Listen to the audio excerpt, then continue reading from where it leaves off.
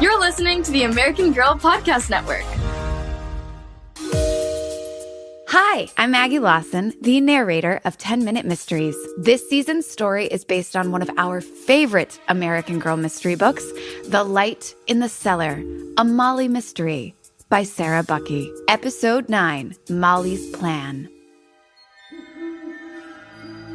Molly jumped and whirled around, her heart pounding wildly. Who was shouting at her? Emily, Linda, and Susan, who were with her at Greystone Manor, also turned to look. There, at the bottom of the long driveway, stood Molly's brother Ricky and his friend David. They were walking toward the girls and laughing. "Ha! Scared you!" Ricky shouted. "Did not!" Molly snapped, flushing with annoyance. "Did too! Say, what are you drips doing up here anyway? Looking for ghosts?" "No! And it's none of your beeswax, so..." "It's gone!" Linda burst out. "What's gone?" asked Ricky, elbowing his way to the cellar window. "The stuff that was here," said Linda. "Look!" Molly, Emily, and Susan crowded around the window. Peering in, Molly could see just a few sacks and boxes stacked in one corner of the shadowy room. But most of the sacks that had been there before were missing. "What's going on?" David asked. Susan told him that yesterday they had seen lots and lots of sacks in the cellar room, but now there were only a few left. "Maybe you're just looking in the wrong place," said Ricky. The kids went around the house and checked all the other cellar windows, but there were no sacks to be seen. Molly said, "The thieves must have taken them somewhere." "Molly, when we were in the manor house, we heard one of the men say, 'We'll be done on Saturday.' Remember?" "Yes, you're right," said Molly. "And today is Saturday." Ricky scowled at his sister and asked, "What are you talking about? What thieves?" Molly explained how she and Emily had overheard two men talking in the cellar of Greystone Manor. Ricky said, "Those were probably just repairmen fixing something. Repairmen always say when they'll be done." "No, you're wrong," said Molly. "Mrs. Currier owns Greystone Manor, and she told me she isn't having any repairs done here while she's in the hospital. She said nobody comes here. Nobody's making deliveries or repairs. But Emily and I both saw the truck and heard the men in the cellar." Ricky was silent for a moment. Finally, he said, "Well, even if they weren't repairmen, that doesn't mean they were thieves. You don't know for sure that the stuff in the cellar was stolen. But we do know that supplies are missing from the Red Cross and from Oak Knoll," said Molly. "And most of the things that were here yesterday are gone now. And today is Saturday, the very day the men said they'd be done. So they might be coming back for the rest of their stuff tonight," Emily pointed out. Molly expected her brother to make fun of their theory, but for once, Ricky looked serious. "Let me get this straight," he said.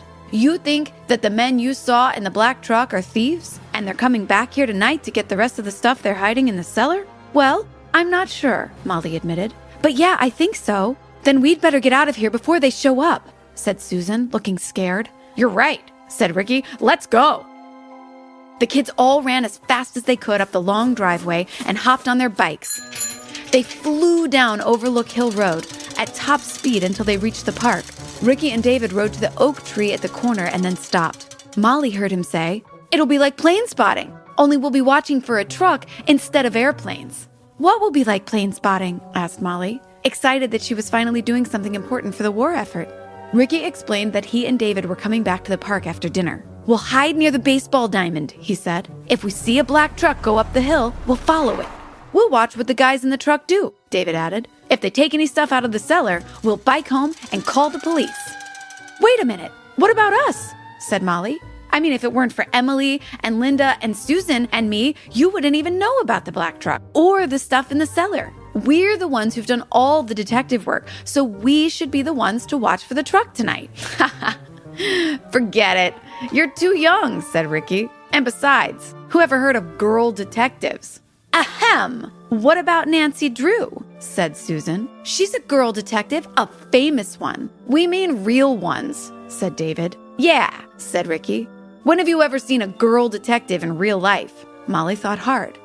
Then she said, "With so many men away fighting the war, women are doing all kinds of jobs in factories and offices and even the military, and they are good at them. Why shouldn't they do detective work too? Besides, it isn't fair that you get to follow the truck and not us, right?" she asked, turning to her friends for support.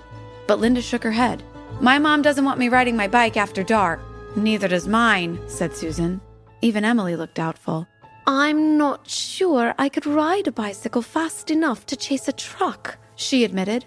Ricky crowed. See, girls aren't meant to be detectives. We'd better go home for dinner. I want to get back here as soon as I can. It's not fair, Molly thought as she pedaled furiously home. I have got to do something. But what? At home, Jill had fixed macaroni and cheese and carrot sticks for dinner. Ricky wolfed his down and then hurried out the back door. Jill called, "Where are you going, Ricky?" "Out," he shouted from the back porch. Jill jumped up from the table and went after him, and Molly could hear them arguing. A few minutes later, Ricky and Jill came back into the dining room. Ricky looked at Molly and demanded, "Tell Jill about the stolen supplies. She doesn't believe me." Molly and Emily described to Jill what they had seen and heard at Greystone Manor. "And if a black truck comes tonight, Ricky's planning to call the police," Molly said, looking resentfully at her brother. Jill's eyes narrowed. "So you think these people have been stealing supplies that the Red Cross was saving for the soldiers? That's terrible. I hope they do get arrested. Then it's up to us to stop them. Nobody else knows what's been going on at Greystone Manor. So let me go and catch them," said Ricky, trying to get past Jill, but she blocked the door, saying, "No, it is too dangerous. You and David can't go chasing criminals by yourselves." "You're not the boss," Ricky yelled. "I am while Mom's gone," Jill shot back. Suddenly, Molly had an idea. "Wait, maybe we can work together. All of us. It'll be safer that way. And we'll have a better chance of catching the thief. We're the only ones who can do this before it's too late and they get away." Jill considered what Molly had said. Then she asked, "Okay, what do we do?" And Molly explained her plan. A little while later, Molly and Emily were huddled under a pine tree in the darkness at the top of Overlook Hill. They were just a few feet from the road, but hidden by the tree. The moon had risen, and they could see the driveway leading to Greystone Manor. Molly was keeping a close eye on the road and listening for any sound of an approaching car or truck. A dark shape flitted overhead, and Emily whispered, "What was that?" "Either a bat or a bird. I can't tell for sure. Just ignore it." Emily shivered and huddled closer to Molly, who sat on the ground with her arms wrapped around her knees.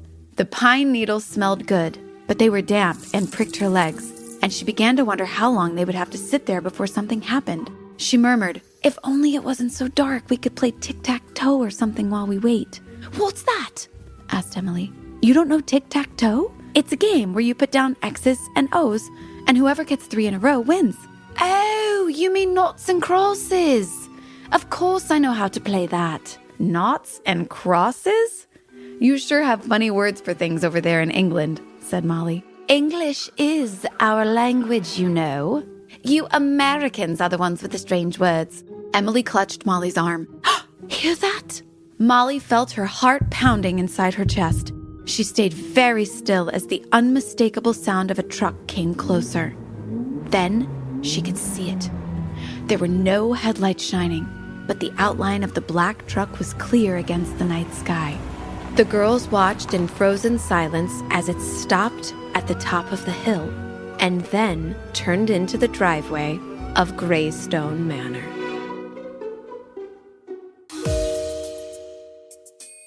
What's going to happen now that the black truck has arrived to Greystone Manor once again? Listen to next week's episode to finally find out just who the thief is and why they've done it. Thank you so much for listening to 10-Minute Mysteries. And parents, don't forget to write us a review wherever you are listening. It really helps us out. Parents can watch 10-Minute Mysteries with their family on YouTube, or your child can watch on YouTube Kids.